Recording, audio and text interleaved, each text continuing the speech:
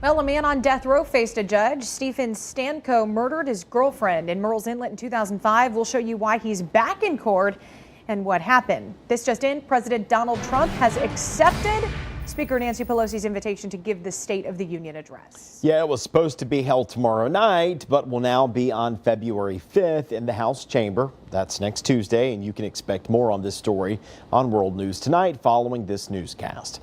Well, we start tonight with our first warning weather. Airlines are starting to offer waivers for airports in the Northeast. Snow and freezing temperatures could create icy conditions. Students had their first snow day of the year in Minnesota. Now leaders are considering closing for the next few days as wind chills dip to 50 degrees below zero. Yikes. Now the worst weather is expected to stay to our north, but for us, the weather will get colder as the polar vortex does make its way across the country. Chief Meteorologist Ed Piotrowski is here to show us how low our temperatures will go. All right, let's go right to the maps. And if you remember a couple of weeks ago, I talked about the polar vortex and how it was splitting and a piece of that would eventually head into the United States. That is the case. We've had that happen in the last couple of weeks. It's happening again as we head through Tuesday, Wednesday, and Thursday, bringing some of the coldest air this nation has seen in decades. There's the area of low pressure known as the polar vortex. It eventually moves over the Great Lakes as we head through Wednesday, then New England as we head through Thursday, and that will translate into some bitterly cold air for much of the nation. In fact, on Wednesday morning, 86% of the nation will actually be below 32 degrees. Even worse, a quarter of the nation below zero. Of course, we're not going to be below zero around here. Mighty cold on Thursday as well, 80% below freezing. Once again, nearly a quarter of the nation Thursday morning actually below zero. Around here, we're in the very southern fringe of that Arctic outbreak. In other words, the core of it is going to be to the north of us. So Wednesday morning, we're in the 20s with actual temperatures, teens and 20s with the wind chill, and it will be cold again on Thursday morning with wind chills likely in the upper teens and low 20s, mid to upper 20s when it comes to actual temperatures. This is not record-setting cold for us, thankfully, and it will be short-lived as well. Big warm-up on the way by the weekend. We'll have those numbers for you later. Well, a killer has already exhausted his appeals in the murder of his girlfriend, Laura Ling. Now, Stephen Stanko wants post-conviction relief. The state defines post-conviction relief as a, quote, attack on a criminal conviction. He's trying to prove his original lawyer wasn't competent in handling the case. ABC 15's Devon Roming spent day one in court and is live in Georgetown County to share what went down in today's hearing. Devon. Yeah, guys, both the defense and the attorney general heard testimony from witnesses in Stanko's favor today as he is pleading for a retrial. Today started with former lead attorney in the case, William Diggs. He admitted to hiring a doctor to perform evaluations of Stanko's brain without knowing the doctor or his qualifications. Also today, a former warden from the Turbyville Correctional Facility, where Stanko spent 8 years, well, he took the stand and described Stanko as an all-around great inmate.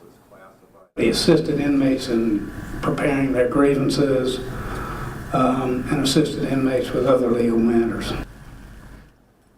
A juror from the trial also admitted to having connections to an officer involved in the case, and that juror's daughter was a classmate of Laura Ling's daughter who was stabbed and sexually assaulted on the day of the murders. Now, Stanko is on death row for 2 counts of murder, including the one here in Georgetown County, as well as one in Horry County for the murder of Henry Lee Turner. Reporting live in Georgetown County, Devon Roming, ABC 15 News. Devon, thank you. The presiding judge says he expects the hearing to last 3 to 4 days. ABC 15 will be in the courtroom each day and will be streaming the hearing for you on our Facebook page. Lake City police say this man, Rashawn Malik Cooper, is responsible for a deadly shooting. Cooper turned himself into police today. Detectives say Cooper shot Javon Lee Jones yesterday afternoon on South Morris Street. That's in the Coker Mobile Home community. Jones was 20 years old and died at the hospital. A former warden is suing the state prison system. The warden worked at the same prison where 7 inmates died in a riot last year. Aaron Joyner's lawyers say he was involuntarily moved from Lee Correctional to another prison last month. They sent us a statement saying action taken against Joyner was used to, quote, solely cover up mistakes, errors, and negligence on the part of the command structure of SCDC. His attorney says Joyner has been cleared in the April 2018 riot. That suit claims the deadly riot was caused by overcrowding of dangerous inmates at the prison without enough staff to handle them. Right now, the Horry County Police Department is looking for a missing man. Police say Jeremiah Grissett hasn't been seen or heard from since the middle of December. Tonight, his loved ones are holding a prayer circle on Church Street in Loris. His cousin has a message for him. That we love you and we miss you and we want you to come home. Your kids miss you, your mother miss you, and we just want you back home. That's the main thing I would say. We want him back home. Detectives say he borrowed a car from someone last month. They found it abandoned. Well, the search for a missing Scotland County man has moved into Marlboro County tonight. Deputies have been looking for Herbert Jr. Strickland since December 28th. Yeah, they say he got into a car in Laurinburg and neighbors heard gunshots shortly after that. ABC 15's Tanya Brown is live from the Scotland County Sheriff's Office. And Tanya, why are they treating this case now as a homicide? Summer, they do not believe that Strickland is alive, and tonight they're searching for his body about 10 miles down the road over in Marlboro County. Deputies spent all day Monday in McCall near a graveyard in wooded area. They walked back and forth looking for signs and evidence in the killing of Herbert J.R. Strickland of Laurinburg. He went missing back on December 18th after being last seen getting into a car on Carolina Bay Road in Laurinburg. Several people say they heard gunshots before the car left the area. Deputies held a massive search in and around the Hasty community of Scotland County this weekend, but didn't turn up anything. New information led them to neighboring Marlboro County. A few weeks ago, I asked the lead investigator on the case about the investigation. She told me, quote, "We are proceeding forth and pursuing the identified involved suspects."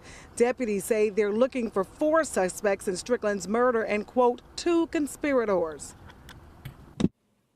Deputies tell me they have recovered a car belonging to one of the suspects over in Robeson County. They say despite that car being burned, they were able, though, to get good evidence from it. Live in Scotland County, outside of the Scotland County Sheriff's Office, Tanya Brown, ABC 15 News. Tanya, thank you. Fayetteville Police and the FBI are all helping in this investigation.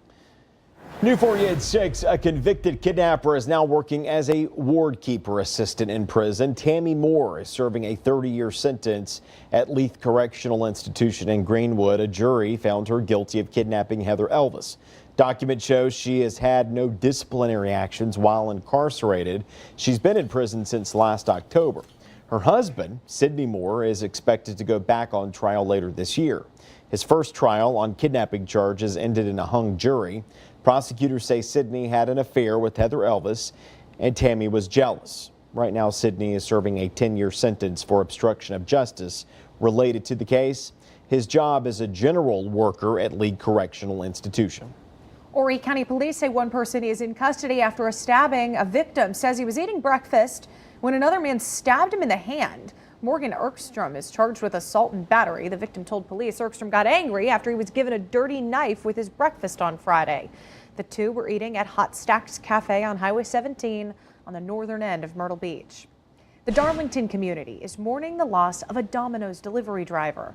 Right now, the restaurant where he worked is still open for business. Abdul McKenzie worked at that Domino's. It's on Pearl Street. He worked there for 20 years before someone shot and killed him while he was working. His body was found in a car on Rogers Road. The Domino's owner says half of all proceeds from sales today, tomorrow, and Wednesday will go to Mackenzie's family. No information about a suspect has been released. We are working for you to find out some more information. And any of you who may know anything, please do call the sheriff's office. You can take your dog to the new dog park, but you might have to leave your children at home. We'll show you 3 new rules at all of the dog parks in Myrtle Beach. Saving money. A school superintendent says he wants to save taxpayers money. We'll show you the plan he has and how it could affect classes in the PD.